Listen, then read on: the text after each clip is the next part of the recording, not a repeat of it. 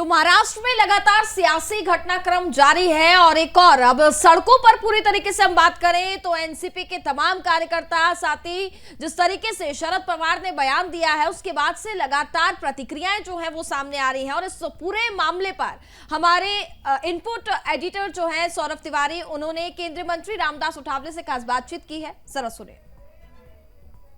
भी नहीं बचेगा। इसकी राजनीति पर हम बात करते हैं केंद्र सरकार के वरिष्ठ मंत्री रामदास अठावले साहब से।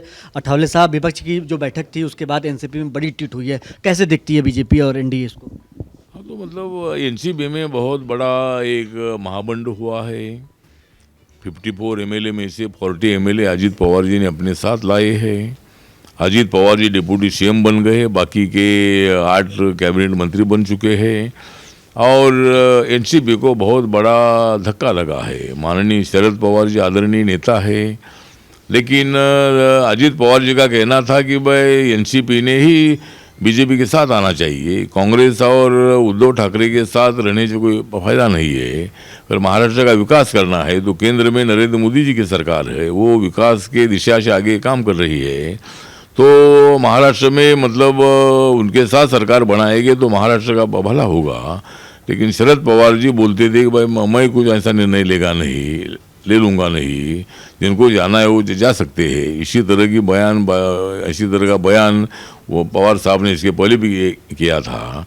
आज भी एनसीपी नेताओं का कहना है कि भाई पवार साहब हमारे नेता है, लेकिन महाराष्ट्र की जो एनसीपी है, एनसीपी हमारे हाथ में है और हम एनसीपी के टिकट पर ही हम लड़ेंगे, क्योंकि हमारे साथ 40 एमएलए होने के कारण इलेक्शन कमीशन जरूर हमको ही जो घड़ी सिंबल है वो दे देगा।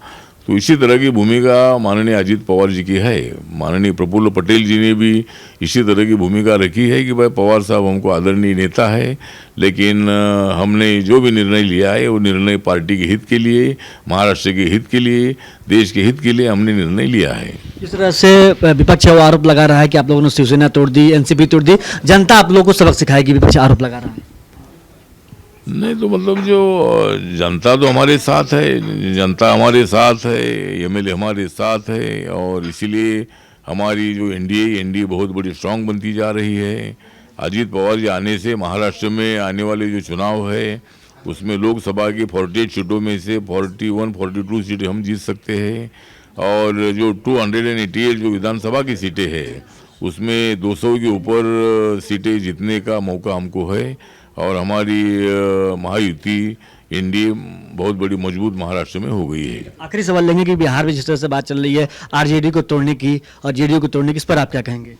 नहीं, हम जेडीयू को तोड़ने की बात हम नहीं करते। जेडीयू को तोड़ने की हमको बिल्कुल आवश्यकता नहीं है, लेकिन जेडीयू टूट सकती है क्योंकि माननीय नीतीश कुमार जी के आरजेडी के साथ जाने के निर्णय पर बहुत सारे एमएलए नाराज है और इसीलिए महाराष्ट्र का ये देखकर बिहार में भी बहुत जल्दी इसी तरह का बंड हो सकता है और ये हमें एमएलए तोड़ने की आवश्यकता नहीं है।